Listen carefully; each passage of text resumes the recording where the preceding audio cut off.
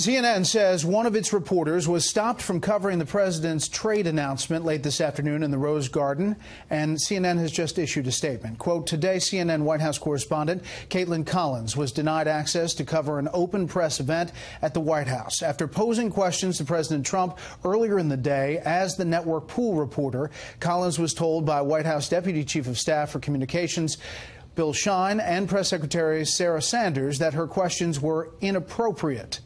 They were not. Just because the White House is uncomfortable with the question regarding the news of the day doesn't mean the question isn't relevant and shouldn't be asked. This decision to bar a member of the press is retaliatory in nature and not indicative of an open and free press. We demand better. As a member of the White House press pool, Fox stands firmly with CNN on this issue of access. So far, no response from the White House. I want to go quickly to the White House, where in an unprecedented move, CNN correspondent Kaitlan Collins was actually banned from a late afternoon press event in the Rose Garden because the White House simply didn't like the questions she asked the president earlier in the day. Kaitlan, you were the network pool reporter representing the 5 television networks when you asked the president about that secret audio recording that the president's former lawyer, Michael Cohen, made of them discussing a hush money payment to a Playboy playmate who allegedly had an affair with Mr. Trump. Tell us precisely what happened, because it's very, very worrisome. Yeah, that's right, Wolf. So I was blocked from attending an open press event here at the White House because the White House did not like the questions I posed to President Trump earlier in the day during an event in the Oval Office with the president of the European Commission. So to walk you through exactly what was going on, I was representing the rest of the television networks during this spray, which is what we refer to it here at the White House, in the Oval Office. We were brought in for the top of the meeting between the president and the president of the European Commission. Both men delivered remarks, and then I and several other reporters started asking President Trump questions. This is a normal occurrence, and it is often our only chance to ask President Trump questions that day, and he often responds to us, Wolf. So to give you a sense of the questions that the White House did not like that we posed to President Trump, here they are. Did Michael Cohen betray you, Mr. President? Thank you very much. Thank you, everybody. Mr. President, did Michael Cohen betray you? Thank you very much. Thank you, everybody. Thank you, everybody. Mr. President, are you worried about what Michael Cohen is going to say to prosecutors? Thank you, Kaitlan. Let's keep going. Are you worried about what is on the other tapes, Mr. President? Thank you all. Let's keep going. Thank you, everybody. Thank you very much. Why has Vladimir Putin not accepted your invitation? Keep going. Thank you, everybody. Thank you, everybody. Let's go. Come on, guys. Thank you very much. We're done. We're done. Let's go. Why has Vladimir Putin not accepted your invitation, Mr. President? Thank you very much. Thank you. So, Wolf, the questions I asked, in case you couldn't hear them, was if the president was upset and felt that Michael Cohen, his former attorney, had betrayed him by allowing the release of that audio recording. We also asked if he was worried about what Michael Cohen would say to prosecutors. As you know, the president was tweeting about that recording with Michael Cohen just this morning on his Twitter account. And then I also asked the president if why Vladimir Putin, the Russian president, had not accepted his invitation to the White House yet. That was before the White House announced that they were going to postpone that meeting until next year. Now, Wolf, after that event was over, the president did not answer questions. He said, thank you. We left the Oval Office. And then later, I was called into the office of Bill Shine, the president's latest hire, who is his right-hand man for communications. It was him and the press secretary, Sarah Sanders, who told me that I would not be invited to an open press event here in the Rose Garden moments later at the White House because they thought the questions that I posed to President Trump were inappropriate and inappropriate for that venue. I told them that is often our only chance to ask the president questions. Those questions were questions any reporter would have asked, and I was there to represent all of the networks and therefore ask about the questions of the day along with the other reporters and my colleagues in that room.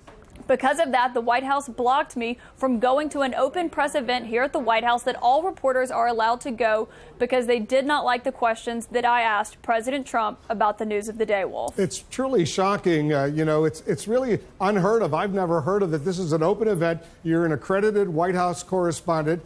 Earlier in the day, you did precisely what you were supposed to do, representing the 5 television networks. You asked a question, you asked a couple of questions, others did as well. That's what happens at every photo opportunity. The White House knows this. But then what is truly shocking, they reprimand you, they call you in for this meeting with Bill Shine, Deputy White House Chief of Staff in charge of communications. And then he does something I've never heard of, and I was a White House correspondent for 7 years. He blocks you because of what you did, which was legitimate journalism. He blocks you from attending an open event in the Rose Garden simply because you asked questions they didn't like. It's truly shocking to hear that. And I think all of our colleagues, anyone who has ever served as a White House correspondent, I don't think anyone's going to remember a time where they block an accredited White House correspondent from a major news organization in the United States from attending an open event in the Rose Garden. So what's been the reaction since then, Kaitlan?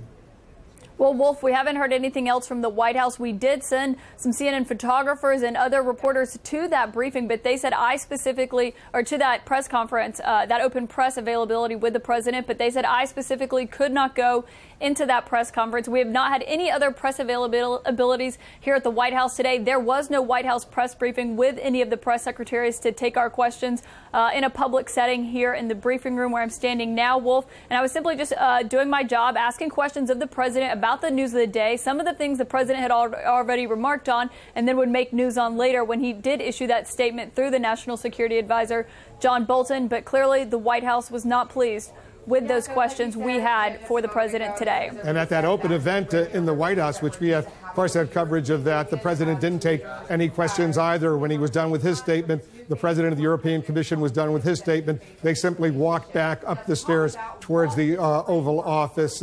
That's the president's right. He doesn't have to answer questions, but journalists are there to ask questions. That's what's happened for years and years at the White House, and this is truly pretty shocking that the White House would bar an accredited White House correspondent from an open event, as they did for you, and I assume the White House Correspondents Association. And the network bureau chiefs here in Washington are filing formal complaints with Bill Shine and others at the White House. This is not supposed to happen this way. It's truly outrageous. Kaitlan, thank you very much for your excellent, excellent work over at the White House. I want to get some more on all of this.